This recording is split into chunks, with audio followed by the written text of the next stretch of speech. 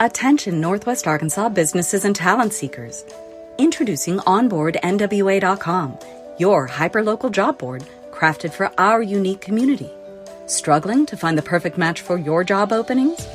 Onboard NWA simplifies the hiring process, connecting you with the region's top talent through tailored talent matching solutions. Whether you're an employer seeking expertise or a professional looking for your next opportunity, Onboard NWA is here for you. Discover more at onboardnwa.com, and let's build the future of Northwest Arkansas together.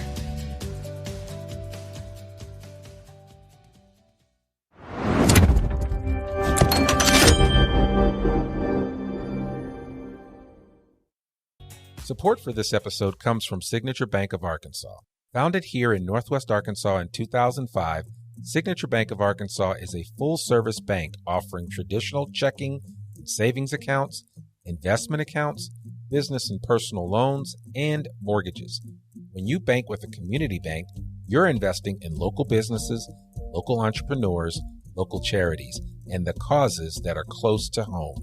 Signature Bank has worked hard to earn its tagline, community banking at its best. Give the folks at Signature Bank a call today at 479-684-4700 or visit their website, signature.bank, and let them know you heard about them here first on the I Am Northwest Arkansas podcast. Signature Bank of Arkansas is a member of the FDIC and an equal housing lender.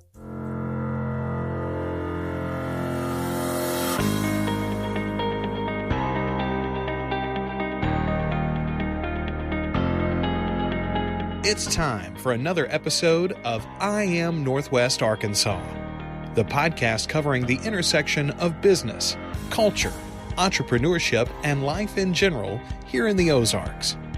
Whether you are considering a move to this area or trying to learn more about the place you call home, we've got something special for you. Here's our host, Randy Wilburn.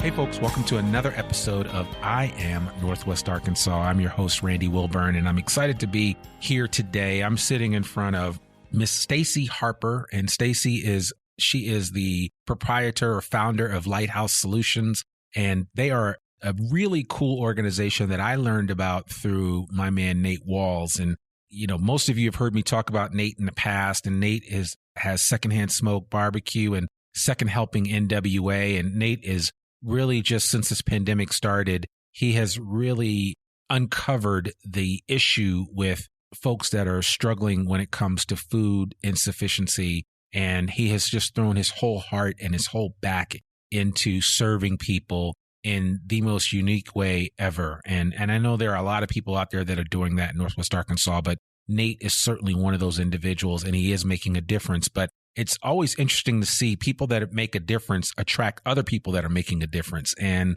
Stacy Harper is one of those people. So without further ado, I want to welcome Stacy Harper to the I Am Northwest Arkansas podcast. How are you? I'm doing well, Randy. Thank you for having me. Oh, absolutely. This is exciting. So, you know, I told you this before we started. As we always do on the I Am Northwest Arkansas podcast, we always try to get an individual's superhero origin story because we are all superheroes. So I'd love for you just to share with our I Am Northwest Arkansas audience your background and how you got to where you are now. Okay. I'm going to do it really quickly because it's so long.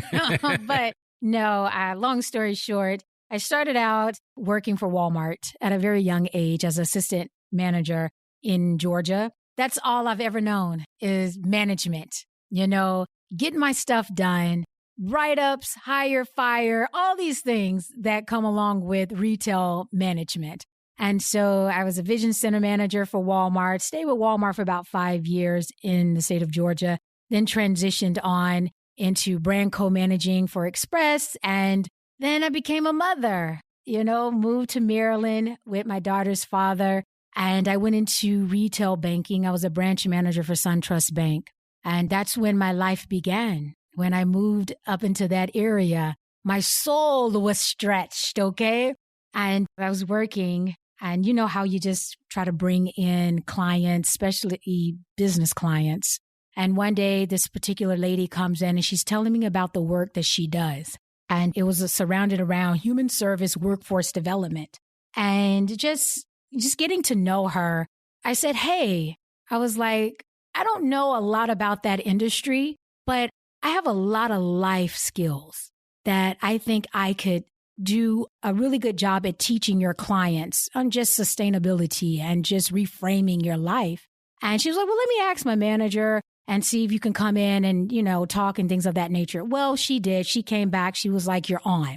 So I taught my first class called Today is That Day. And I think I taught it in front of about 60 women from all different walks of life. They were just, women that, were on the system. And they were looking for just a way out and just looking for sustainability and growth. And so that's when life began for me. I started volunteering my services at this program as a workforce development center program. And on my days off, I would go there and teach classes and give a voice to the voiceless. And eventually I left SunTrust and I never looked back. And I started volunteering my time. And eventually I started working as the director over this program, over the job readiness services, as well as the continuing education. It's kind of like a principal, over adults that were looking for assistance. And we lost our contract about 2 or 3 years later. And I said, never again will somebody else tell me when to feed my daughter. Okay? That's been my mantra for a very long time. And I created my own. I created my own company. Never looked back.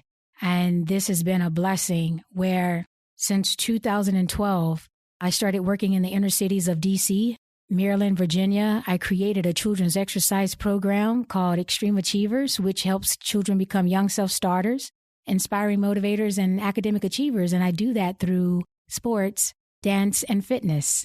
And yes, I have a 21-year dance background. And I just started working with children because I said, man, what I saw with adults, it's really hard to get them to change overnight. They're going to have to do that on their own. With children, you can just get in front of them and they instantly, are conforming to what they see in front of them.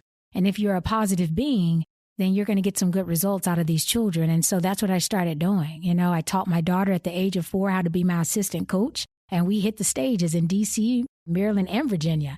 And life just began. Life began, and I started really understanding the true definition of humanity and just being the voice to the voiceless once again. And I decided to start working within the state of Arkansas with my sister, who was already here. And we started working in our hometown, Louisville, Arkansas, which is 5 miles from where Maya Angelou. Stamps. Yeah. Yeah. Was raised as a little girl. So let me ask you a question about that. Growing up there, were you aware of Maya Angelou? Obviously, you're a poet yourself. Yeah. So, how did that impact you knowing that you were just 5 miles down the road from where she grew up? I didn't know the history. Right. I did not know the history of Maya Angelou until I was older. Oh, man. They didn't talk about it in the schools where, I grew up at all. Right. And as I got older, that's when I started to understand who she was. I didn't become a poet until like my late 30s. In life. Like I dabbled in it in college, but nothing to this magnitude, Right. And to know that we walked the same streets, we breathed in the same air, we had the same fears, and we also had the same confidence, because what we couldn't understand, is everyone was just walking in fear in that area. Okay. And nothing was changing. Mm-hmm. It was like nothing, the old was not recycling out and the new was not coming in, and so it's beautiful to know that now listening to her poetry, I can understand everything that she was talking about. One of them is that when she used to say, when a white person would say something to her and it was offensive, she would just tee-hee-hee and grin. I've had to tee-hee-hee and grin for a very long time. So I understand the root of that statement, Yeah. Well, Maya had such a way with words. Yeah. She was a wordsmith. Absolutely. In terms of her ability to take a word and wrap it around your brain. And I think that's, I remember somebody actually telling me a story recently about that she was supposed to come here and speak. And this was like right before she got really sick, and she had agreed. She told David Johnson, the head of the Fayetteville Public Library, that, I'll come and speak. And I think tickets sold out in like 28 minutes or something crazy like that. And I said, man, I wish I had been here for that. But of course it never happened because she was unable to. But, she was actually really big about giving back to her state where she was born and where she grew up. And I just think the stories that she had to tell, and you see so much of Arkansas in between the lines of, I Know Why the Caged Bird Sings and so many others. So, and of course, this is not a podcast about Maya, but I mean, certainly, there are those people that come into our lives either through our physical experiences or through written or verbal experiences that impact the way that we see and do things. So I'm sure she had a profound effect on you. Oh, absolutely. I mean, I strive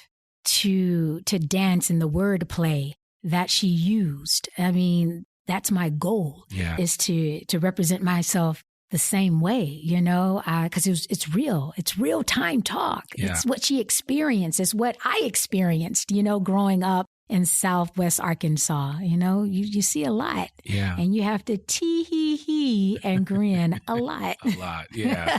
Well, you've obviously done well for yourself, and you certainly, as I like to say, you didn't allow grass to grow under your feet because you have really built some things up. And as I said earlier, one of the reasons why I wanted to connect with you, and one of the things that we like to do here at the I Am Northwest Arkansas podcast is to highlight organizations and people that are doing unique things here in the area. And so you got Extreme Achievers, which you've been doing for a number of years. I know you used to do that at the Yvonne Richardson Center, and now Lighthouse Solutions, which is kind of like the overarching umbrella, if you will, for kids, teens, and adults. And could you kind of walk us through how you came up with that? And I love your slogan, see a need, fill a need, right? It's like, so you don't wait to ask for permission to do something about that. You're like, oh, you see a problem, you're going to solve it or come up with a solution.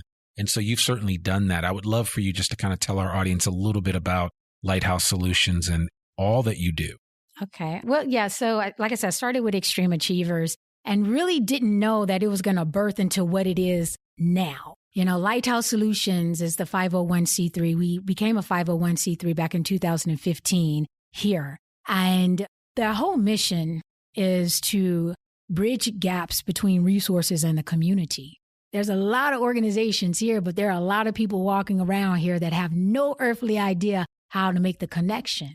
And so I pride myself and I pride my team, volunteers, on being able to make that connection with a sense of urgency when someone is in need. And see a need, fill a need. So many times we come to the table and people will tell you, this is what you need, without listening to understand, then move with empathy. That's what we do. We listen to understand, then we move with empathy. And so see a need, fill a need is tell me what your need is. Tell me what your wants. What are your desires? And once we uncover that, then out of our programming, we can fulfill that. And if we can't fulfill it, trust and believe we have the connection to make it happen. And so that's how see a need, fill a need came about, and that's our mantra. But our aim is all about connecting resources to the community. And we do work with people from all different walks of life. Especially during this pandemic, everyone is in dire need, And so the programs that we focus on youth enrichment, which is our arts and education program. And that's Extreme Achievers. I think it was 2 years ago, we started working within the Fayetteville Public School for the pre-K department. And my PE program, it's new for pre-K kids. And so I go in and I teach PE to the pre-K kids once a month. And it was beautiful because I'm teaching children how to compete with their peers in a positive way, and then we added art into the blend, get the kids to open up and express themselves. I work a lot with my sister, Lakeisha Bradley, with My Tea by Design. We've been in this thing for a very long time. And so under the Youth Enrichment Program, it's merging art and recreation together. We serve the ages of 4 to 13 years of age under Extreme Achievers. And then our second program is Dream Big, which is our teen workforce development program. Our teen workforce development program really focuses a lot on teens that are at risk, teens that have barriers, teens that are on probation, teens that are incarcerated, teens that are on probation because they don't go to school for whatever reason. Yeah.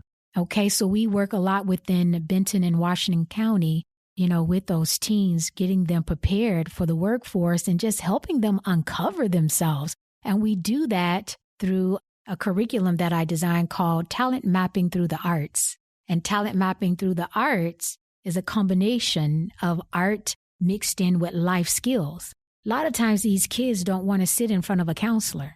So we had to find a new innovative way of getting teenagers to talk. And that's through the canvas. And so my sister from IT by Design will come in. She'll get them to talk, open up, draw on the canvas. And then I can come in and I can actually write a resume based off your canvas. Okay. Yeah. So we have one of the most highlighted programs, I think, in Benton County where all the kids want to come into our program now. We've been doing that now for 4 years. Wow. And it gives new meaning to art therapy. Absolutely. It's an alternative way, a second layer of healing. People don't think, I don't know why. I mean, I think a lot of times because so many people look at things logically or from one side of the brain versus the other, Absolutely. That we sometimes deny our creative side because we want things to be in a nice, neat box.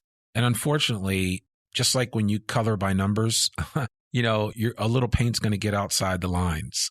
They're going to be, you're going to miss or make some mistakes with certain interpretations of how you paint something or design it. And I think in the same way, the way that young people are growing up these days, it's everything. We want everything to be so structured because we want to kind of keep kids within a certain confined space. But the reality is that, kids are pliable, they're moldable, they're amenable to change. And, they are, at least I see it in my kids, they have an ability to figure out something once they've made a mistake, overcome it, and then course correct.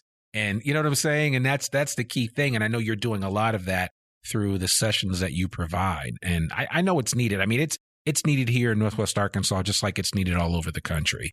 Because this Gen Z specifically, but this group of kids, I mean, these guys are about to come out and wreck the world. And, they iterate faster, they think faster, they process a lot of information. Yet, I know they get a bad rap with social media and a lot of other things, but that's what they're dealing with, right? And so, but I believe that they will be able to overcome a lot of the challenges that many young people, face because of, programs like yours.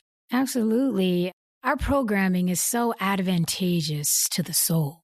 There's no judgment. When you walk into our space, there's no judgment because I don't look like what I've been through nor what I go through. Right. Okay. And that's the way I treat everyone, in our programming. When I write content, it's just all about, my experiences, my barriers that I grew up with. Okay. You're looking at somebody that was mute at a young age. Wow.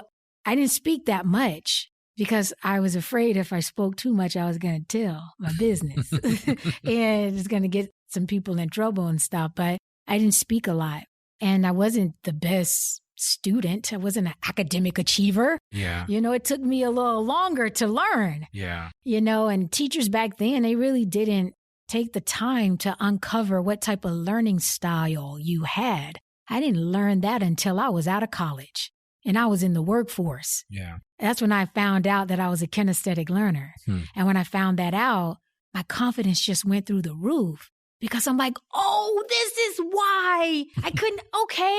Okay, you got to be in it. I got to touch it, see it, feel it. I got to dance in it. I got to do all of that in order for me to understand. And that's how I treat a lot of our youth today because a lot of our youth are kinesthetic learners, but they took that out of the curriculum. Yeah, man.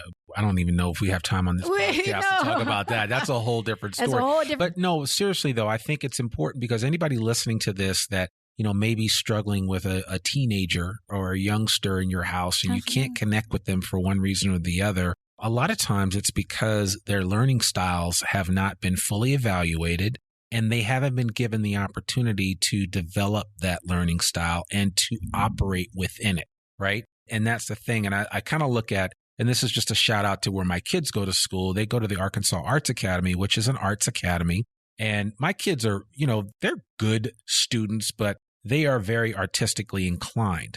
My father was an artist. I have some artistic ability. I mean, I do what I do here. And, I found that the outlets that were provided to them through the program, where they have traditional school, but then they also have an opportunity to learn new things, especially from an artistic perspective, has really opened their minds. My youngest son now plays 5 instruments. He's very artistic and he now plays 5 instruments, but that's because he was exposed to 5 instruments, right? It wasn't like you could only play one. When I was growing up, I took violin and they were like, that's all you can take. You can't take anything else. I wanted to take drums.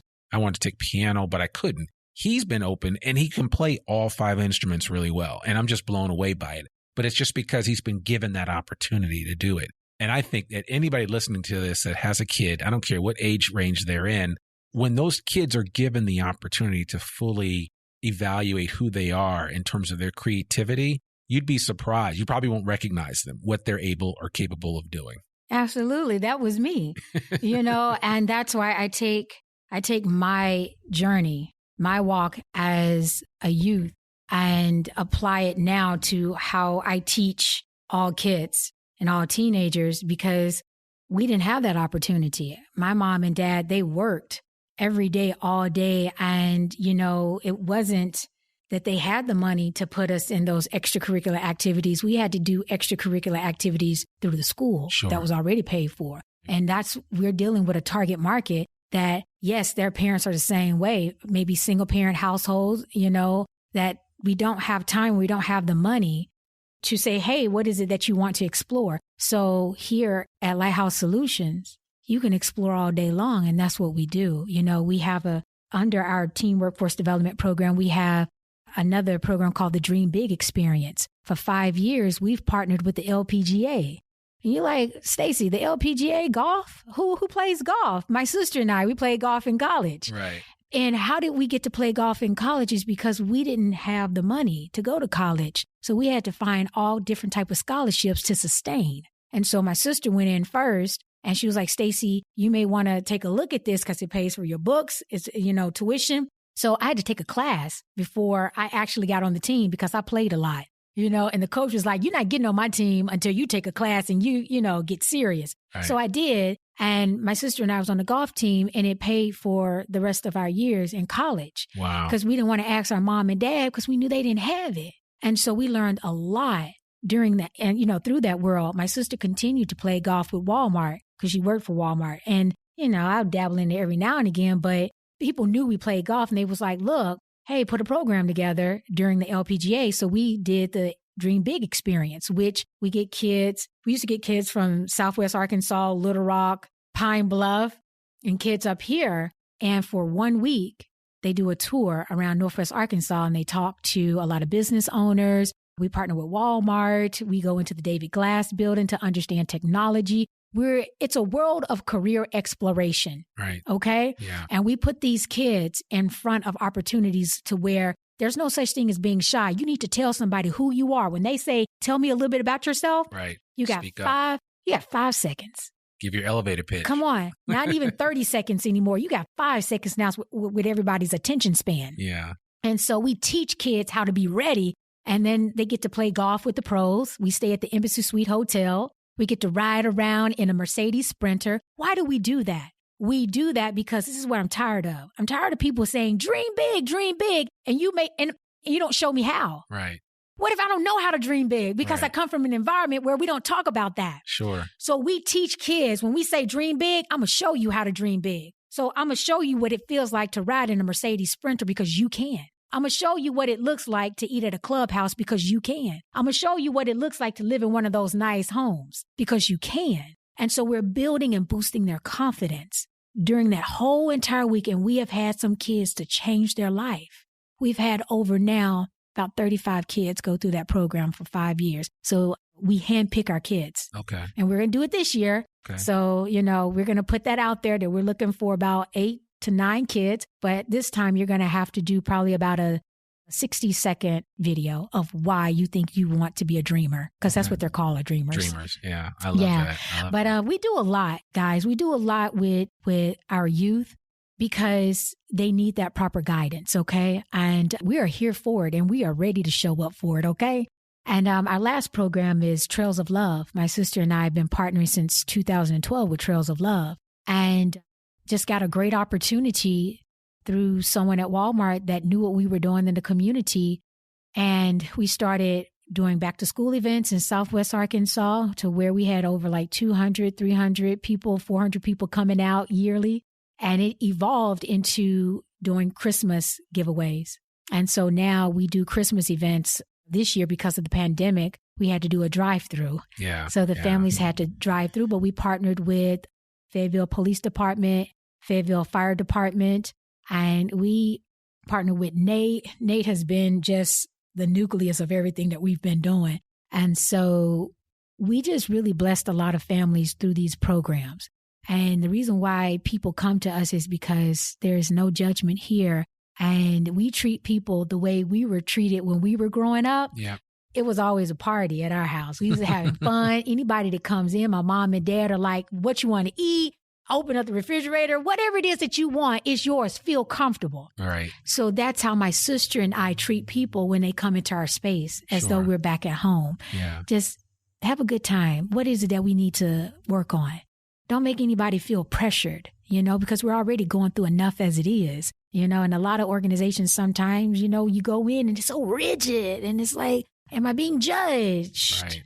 And no matter what walk of life you come from, we are here for you, because we need people to advocate for us and speak for us and get us to the proper resources that they need to be at to get them sustainable. And I talk a lot about emotional sustainability. Yeah, that's a big one. Without proper services that are meeting the needs of our target market and really, looking at them as a whole and treating them like a human, because we've all been through some things. You cannot sustain their emotions. It's hard. You can provide the services all day long. Here, go here, go here, go here, do that, do this. But if you don't tap into the root and really get to the heart and to the core of why are you here? How can I help you? I'll treat you as though you are my family. Then we now tapping into that emotional sustainability piece of it. Not only am I sustaining you from a resource standpoint, but I'm also going to sustain you from an emotional standpoint, which that's longevity. Yeah, and I always liken that to like dealing with the whole person, right? Yeah. Not just one aspect of them. Right. Oh, yeah, you struggle with financial fitness, fine. We can deal that, but let's look at the bigger issue, right? What is systemically affecting that financial fitness issue? And typically there's something else. Emotional. It could be emotional. It could be a number of things. Yeah. It could be, you may be dealing with issues with generational or lack of money in your family or whatever. And a lot of people feel like, oh, I'm cursed to be this way because that's how it was in my family. And I always tell people like all that stuff can be overcome. And, once you deal with the root issue and then get some proper knowledge and education. And I mean, you guys are certainly doing that. If anybody is listening to this today and they say, man, I want to partner up with what Stacy is doing, how would they do that? What would be the best way for them to reach out to you? Because I'm sure, organizations are connecting with you, finding out what you're doing. And, you guys are like, it's not like you're the best kept secret, but yeah, there's a lot of people that may not be aware of what you guys are doing. And I hope this platform, this podcast gives you some more exposure. But what would you want to say to somebody who's thinking, man, I need to figure out a way to partner up with those guys there and at Lighthouse Solutions and see if we can do something together? Absolutely. Well, first thing, you can go to our website, which is www.lhsolutions.org. You can find us on social media at Lighthouse Solutions on Instagram and Lighthouse Solutions on Fayetteville. I'm sorry. I'm talking about Fayetteville. Facebook. Sorry, guys. It's all good. So it's fine. But yeah, on Facebook, not hard to find. And you guys can look me up, Stacy Harper on Facebook, right. And just stay connected with us. Also email us at donate@lhsolutions.org. Email us and say, hey, heard you on the podcast and you're doing some really good work. Can we partner? We're always looking to connect and increase the amount of resources that are out there, especially during this pandemic. Yeah, and awareness. But And, whether people are listening to this now or they're listening to this a year from now when the pandemic is hopefully passed us by and we've gotten some herd immunity, and I'm using air quotes there because we got a ways to go to get to herd immunity, but we'll get there. I think you should definitely reach out to Stacy and her sister Lakeisha and find out what these guys are up to. And they're doing some great things. And if you come to her space, which is right here on Sunbridge, right around the corner from Brahms off of North College, there's a big sign out front that says The Connector. And that's what they are doing. They're connecting things here in Northwest Arkansas. And so I can't think of a better person to represent what's special about this area but you and what you're doing. So thank you so much for just taking time to come on this podcast and share a little bit of your story. Absolutely. Guys, like Randy said, The Connector, two nonprofit organizations coming together, Second Helping NWA, Nate Walls, right? Lighthouse Solutions. Shout out to Nate. We're in the same office space, and right down from us is Lakeisha Bradley at My Tea by Design Therapeutic Arts Studio. Right. And we all came together because we could increase the services, during the pandemic and after the pandemic, because we're still going to need these essential services. Absolutely. And it's just all about making the right connection. Yeah. Okay. So we are offering youth enrichment services, workforce development, community outreach, food resources. Guys, come and check us out because we are going to lead the charge. Feet on the street is the equation for the solution. You're getting out there, Nate Walls knocking on those doors, helping people, frontline staff member, uncovering needs and bringing that back to us. And we're figuring out the solution to help fulfill those needs. So, man, make sure you guys check us out. We're here at The Connector off of Sunbridge. Yeah, well, that's great. I really appreciate that. And we'll make sure we put everything in the show notes that you'll be able to find at IamNorthwestArkansas.com, and we'll put in the actual episode number and all that good stuff. But you won't have any problems connecting with Stacy and the rest of her team here, or even connecting with Nate, who's been on this podcast before. And we'll certainly even put in contact information for her sister Lakeisha and her organization right down the road here. So again, we want to just thank you so much for creating a space for people to dream, creating a space for people to eat. I mean, to do all those things, right? Things we sometimes take for granted, but everybody should be able to dream. Everybody should have a hot meal. All these things are important as we continue to press on. And so, as I always like to say, it takes a village, and you are an important part of that village here in Northwest Arkansas. So thank you very much. Thank you for having me. And it's always the who I am is the what I am. Right. And the what I am is me. Yes. Therefore, I define the I am because Christ lives within me. So I am Northwest Arkansas. Stand up. Thank you so much, Randy. I like that. I'm going to have to use that. You guys, I got goosebumps hearing you say that. So, and I never put those two together, although I am is such a, As above, wow, so below, absolutely. As above, absolutely, so below. Absolutely. That's the I am. Yeah. And honestly, I've been trying to serve this community with this podcast. So yeah, absolutely. I love that. Thank you so much. You're blessing me. I hope the audience was as blessed as I was. So thank you so much. Appreciate it. Absolutely. Take care. Thank you. Yep. Well, folks, that's another episode of the I Am Northwest Arkansas podcast. To learn more about us or to read or download the show notes from today's episode with Stacy Harper, please visit IamNorthwestArkansas.com. You can listen to this podcast and sign up for our free newsletter to keep up with us and all things NWA. Sign up today.